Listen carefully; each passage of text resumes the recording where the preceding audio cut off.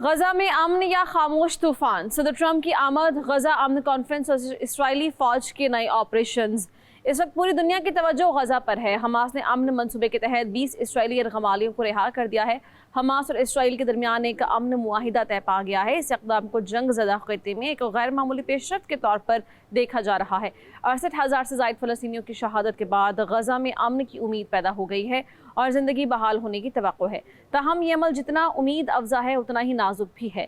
ये खदशा मौजूद है कि कोई भी गलत फहमी इस अमन मुआहिदे को तोड़ सकती है। इसराइली वज़ीर-ए-आज़म नेतन्याहू की तरफ से मुसलसल ये बयानात सामने आ रहे हैं कि इसराइल की सलामती के लिए अभी कई मज़ीद कार्रवाइयाँ ज़रूरी हैं। इन बयानात ने अमन के अमल पर शुकूक व शुबहात पैदा कर दिए हैं और मुबस्सरीन के नज़दीक खित्ते में पायदार इस्तेहकाम का सफ़र अभी तवील है। मिस्र के शहर शर्म अल शेख में गजा अमन कॉन्फ्रेंस में अमेरिका के सदर ट्रंप और वज़ीर-ए-आज़म शहबाज शरीफ समेत दुनिया के 20 से ज़ायद ममालिक के सरबराहान शरीक हुए, जो इस बात का इजहार है कि इस मुआहिदे को दुनिया के ताकतवर ममालिक की मुकम्मल हिमायत हासिल है और किसी के लिए अमन मुआहिदे को तोड़ना इतना आसान नहीं होगा। अमन कॉन्फ्रेंस से पहले सदर ट्रंप इसराइल पहुंचे और इसराइली वज़ीर-ए-आज़म नेतन्याहू से अमन मुआहिदे के हवाले से बात की। सदर ट्रंप ने इसराइली पार्लियामेंट से भी खिताब किया, जहां एक इसराइली रुकन ने फ़लस्तीनियों की हिमायत में एहतजाज किया, जिसे इजलास से ज़बरदस्ती निकाल दिया गया। अमन मुआहिदे के कुछ निकात पर अभी तक डेडलॉक बरकरार है। ताहम सदर ट्रंप ने इसराइली वज़ीर-ए-आज़म नेतन्याहू की गैर ज़रूरी तारीफ़ें की, जिससे पूरी दुनिया में तनक़ीद हो रही है। तारीख़ नेतन्याहू को हज़ारों फ़लस्तीनियों के कातिल के तौर पर याद रखेगी। अमन मुआहिदे के बावजूद इसराइल फ़लस्तीनी रियासत को तस्लीम करने और गजा को खुद मुख्तारी देने को तैयार नहीं। वो मुसलसल ये मुतालबा कर रहा है कि हमास हथियार फेंके और गजा में कोई सियासी किरदार भी अदा न करे। गजा में अमन के लिए मिस्र और कतर की सालिसी में एक अबूरी मुआहिदे का खाका तैयार किया गया। ये तमाम अमल अक़वाम मुत्तहिदा और बैनुल-अक़वामी रेड क्रॉस इदारे की निगरानी में अंजाम पाया है, ताकि किसी भी मरहले पर एतमाद का फ़ुक़दान दोबारा जंग को हवा ना दे सके। गजा में इंसानी और तिबी इमदाद के काफ़िले दाखिल होना शुरू हो गए हैं और कई बैनुल-अक़वामी इदारे तामीर नौ के लिए इब्तदाई मंसूबों पर काम भी कर रहे हैं। लेकिन इसके साथ साथ ये खदशा भी बढ़ रहा है कि अगर बहाली का अमल शफाफ न हुआ तो मालियाती बदउनवानी और सियासी तक़सीम दोबारा अमन के इम्कानात को सबूताज कर सकती है। सबसे बड़ा चैलेंज हमास की अस्करी सलाहियत और उसके मुस्तक़बिल का तयन है। मगरबी मीडिया के मुताबिक हमास के कई धड़े अब भी अपने ज़मीन नेटवर्क्स और असलहा डिपो बरकरार रखे हुए हैं, जिन्हें फौरी तौर पर ख़त्म करना न सिर्फ अमली तौर पर बल्कि सियासी तौर पर भी मुश्किल है। दूसरी जानिब इसराइली हुकाम ने धमकी दी है कि वो अपनी सलामती के लिए मुस्तक़बिल में भी ज़रूरी ऑपरेशंस का हक़ महफूज रखेंगे। इसराइली फ़ौज नया ऑपरेशन किसी वक्त भी शुरू कर सकती है, जिससे वाज़ेह हो जाता है कि जंग बंदी का मतलब इसराइली फ़ौज की नज़र में मुकम्मल अमन नहीं बल्कि आरज़ी जंग बंदी है, जो किसी भी वक्त दोबारा शुरू हो सकती है। गजा की बहाली के माली पहलू भी कम पेचीदा नहीं। आलमी बैंक और बाज़ अरब ममालिक ने इब्तदाई फ़ंड्स देने का इंदिया दिया है, मगर इस पर इत्तेफाक नहीं हो सका कि इन रकूम की तकसीम की निगरानी कौन करेगा।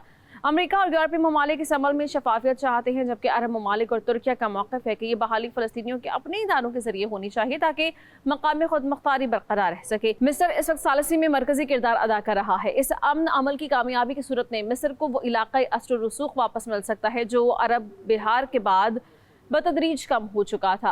गजा जंगबंदी के फ़ौरन बाद इसराइल लबनान में हिज़्बुल्लाह के ठिकानों पर हमला किया, जो इस बात का इशारा है कि इसराइल अपने मकासद से पीछे हटने को तैयार नहीं और वो तमाम मुखालिफ तंजीमों को ख़त्म करना चाहता है। लबनान, शाम, यमन के तनाज़ात के तनाजुर में भी ये ख़तरा मौजूद है कि कोई नया प्रॉक्सी तसादुम इस अमन अमल को कमज़ोर कर दे। मौजूदा सूरत हाल में इलाक़ाई ताकतों के दरमियान तवाज़ुन अब भी गैर यकीनी है। सदर ट्रंप के मुजव्वज़ा मंसूबे के मुताबिक इसराइल बतदरीज अपनी अफवाज को गजा के मुख्तलिफ शहरों से वापस बुलाएगा और उनकी जगह एक कसीरुल कौमी फोर्स तैनात की जाएगी, जिसकी कार्रवाइयों की निगरानी एक अमरीकी क़यादत वाले कमांड सेंटर के जरिए इसराइल में की जाएगी।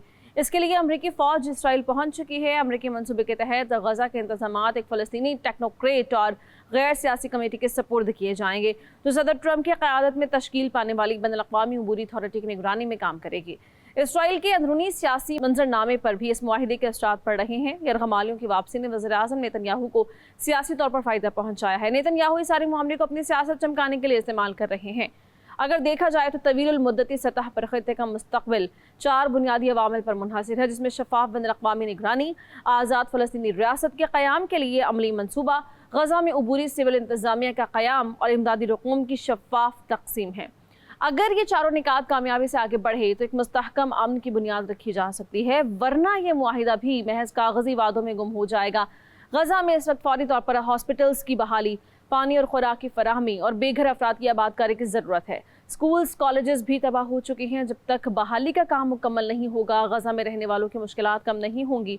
हकीकी अमन सिर्फ उस वक्त मुमकिन होगा जब तमाम फ़रक़ैन अपने मुफादात से ऊपर उठकर इंसानी तरजीहात को मरकज़ बनाएं। अगर आलमी बरादरी ने शफाफ निगरानी, माली एहतसाब और इलाकाई ताउन के ज़रिए इस मौक़े को मुस्तहकम ना किया तो ये पेशरफ्त भी माजी के नामुकम्मल मुआहिदों की तरह तारीख़ के सफ़हात में दफन हो जाएगी। इस वक्त खित्ते को सबसे ज़्यादा ज़रूरत एक ऐसे अमन मॉडल की है जो ताकत के तवाज़ुन के बजाय इंसाफ, तरक्की और इंसानी बका पर मबनी हो, क्योंकि गजा के ज़ख्मों पर सिर्फ कागज़ी मुआहिदों से नहीं बल्कि अमली इक़दामात से ही मरहम रखा जा सकता है।